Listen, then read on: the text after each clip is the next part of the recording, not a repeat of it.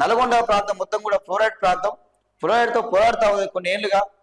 So దాన్ని తరిమి కొట్టాలి, సాగునీరు అందించాలి, తాగునీరు అందించాలి.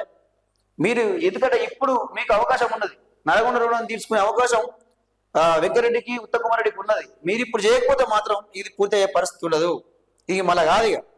సో మీరు ఇప్పుడే దీన్ని పూర్తి చేయాలి. దీన్ని పూర్తి చేయకపోతే మాత్రం, మీరు బాధ్యత తీసుకోకపోతే, నల్గొండ నీళ్ళు అందించకపోతే మాత్రం వచ్చే ఎలక్షన్లో మాత్రం మీకు డిపాజిట్ కూడా తక్కువ, ఇక మీకు ఓట్లు కూడా వేయరు మీకు. ఇక ఆ పరిస్థితి మీకు వస్తుంది.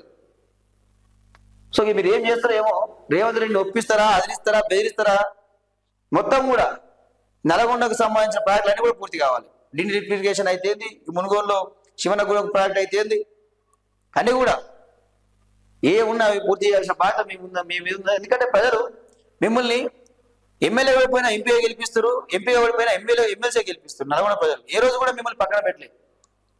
ఎప్పుడైనా మిమ్మల్ని గెలిపించుకుంటున్నా ప్రజలు కాబట్టి మీరు ఖచ్చితంగా వాళ్ళ రుణం తీర్చుకోవాలి.